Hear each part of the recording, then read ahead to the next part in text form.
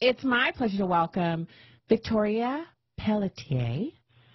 Thank you so much for joining us today. She's a CEO, author, keynote speaker, business leader, so many fun things. Thank you for joining us tonight. Thanks for having me. Great to be here. So I saw this story, and it is about the NASDAQ's new diversity rule, and it only impacts 15% of the companies because 85% of them apparently already have diversity on their boards. What's going on here? Yeah, it's really interesting. It's, on one hand, it's sad that we're companies or in this case, the stock exchange is talking about having to institute this. The fact is diversity matters. We shouldn't have to explain it. We shouldn't have to put rules in place to move the needle.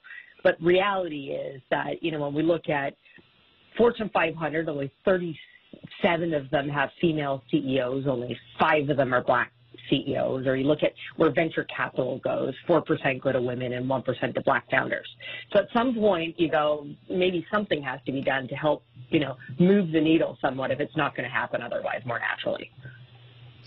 So I guess the question that most people are going to have listening to this is, will it work? Is this an impactful and effective way of getting CEOs and corporate boards to diversify their boards by forcing them to do it by threatening their status on the NASDAQ?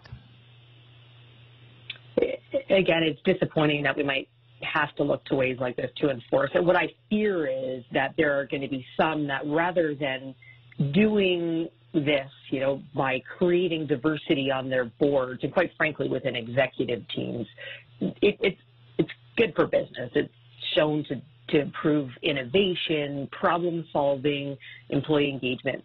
What I fear is that they're just going to add 2 extra seats on their board, right? Paying out money to solve the challenge really, rather than actually doing what I know that the CEO of NASDAQ is doing to try and drive right action and behavior. So is it going to move? Is it really going to move things? I don't know. I hope that they look at it a little bit more like some other countries have and seen that the benefits it's going to have. But I fear that we're just going to see the alternative and easier way of doing it. So, Victoria, one of the things that I read in the story, and correct me if I'm wrong, is that anyone who's already on the board can simply identify as a woman or, a black person or what have you. If that's the case, are they really doing anything, the NASDAQ?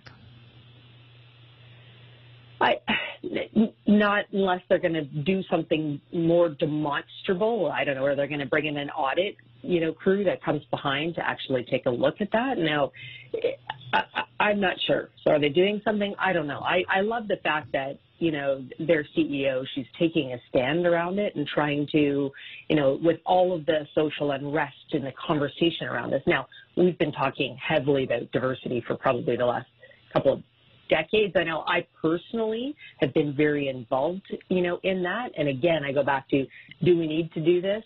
Should we need to do this in this day and age? No. So we shouldn't have to.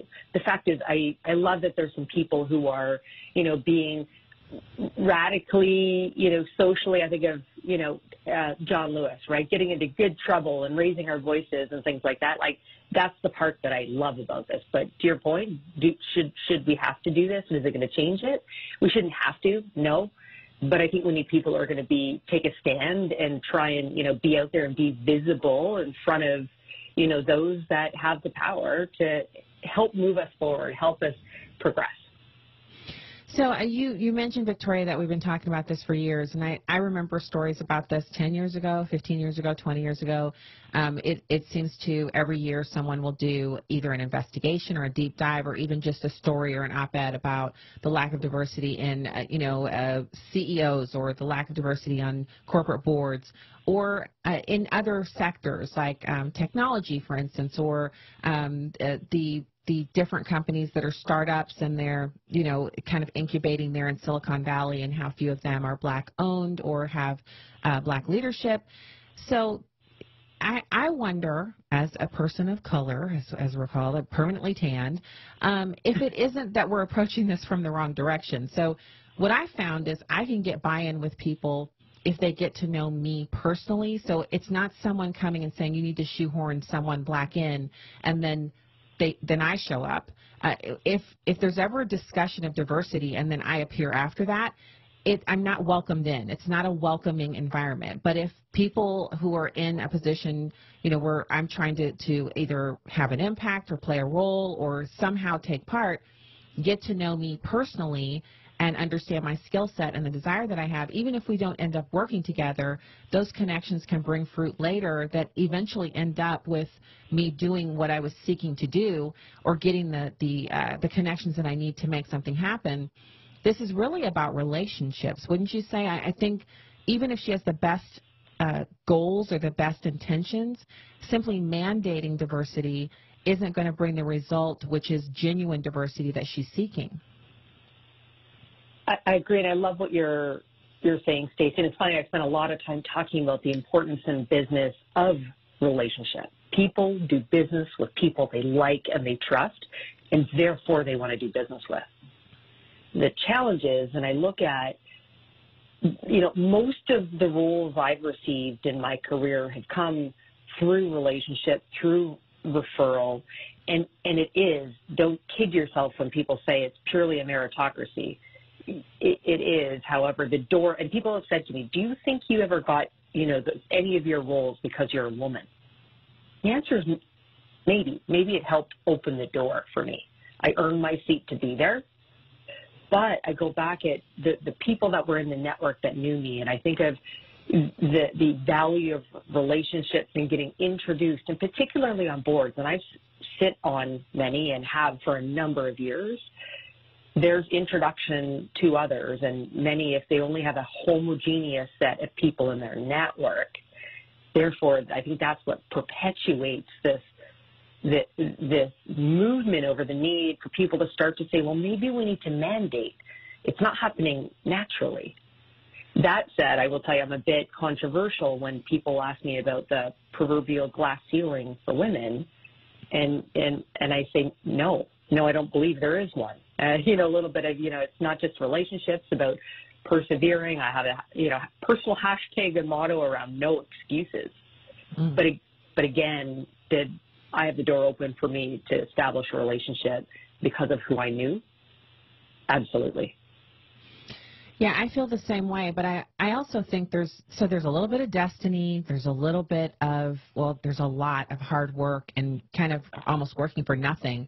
There's a little bit of choice involved, like you make a choice in one area 10 years ago, and the fruit of that choice, it kind of keeps compounding and building up like a snowball rolling downhill.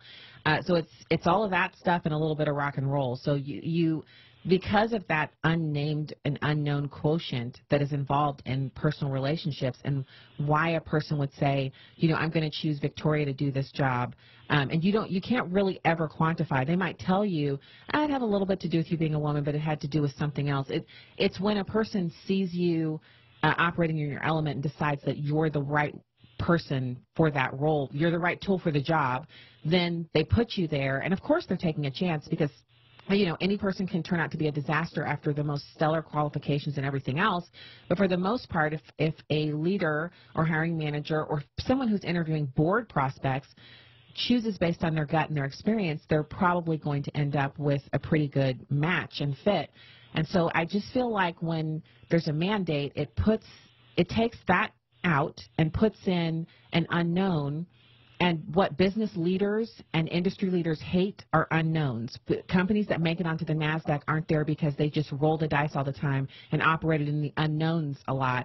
So I feel like we should be making opportunities for people of color, women, and anyone who's looking to be in those spaces to network and interact with the ones who make those decisions. And sometimes that is simply by virtue of the fact that you've earned your way into a position where you would interact with that person. So you have to find a way to sidestep around that. I actually think it's easier to find a way around that and to get people together and to convince people of the value of this and then introduce them into that environment than it is to simply put out a mandate.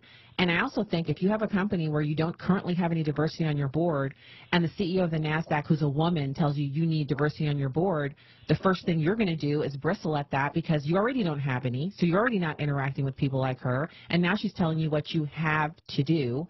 which creates an adversarial environment, which is the antithesis to bringing people together and starting relationships. I agree. You know, I spent a lot of time talking to the C-suite around what I call intentionality. And so we look to create diverse, equitable, and inclusive cultures. We need to be intentional around it. And so, and I think, Stacy, when you talk about the relationships, and I agree around the known. You know, I built businesses, bought businesses, and you know, around trust and loyalty around those around me, but I also know that they can perform.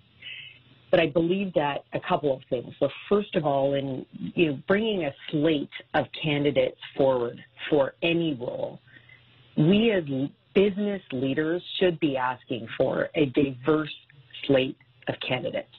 The reason why diverse workforces work better is because of the diversity of thought, of lived experience, and there's data that proves that it actually makes for better business.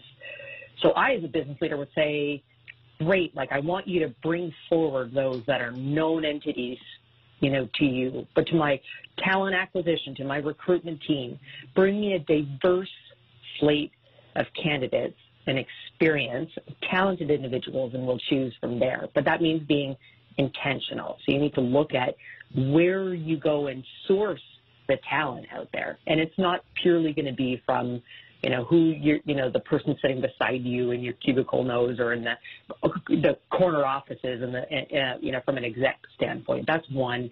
The other part of intentionality is from a leadership perspective, and I think about building the pipeline of talent for diversity. I was speaking to a CHRO of a large U.S. bank who said, oh, well, we're really focused on the SVP, Senior Vice President to Executive Vice President level right now, around making sure there's diversity. She said, myself as well, I'm one of only 3 women there at the table, and we're all 5 years from retirement. And I said, amazing. That's demonstrable action that you're taking around the diversity at an executive level. So, people will log into your website and see that. But 10 years from now, you're going to be in the same position. So what are you doing about building that talent at lower levels within your organization? So building a funnel for the future, number one. And then the second part of that is around, I think, is from a leadership perspective, it's incumbent upon us to find these high potential, diverse, constituents within our organizations or within our community.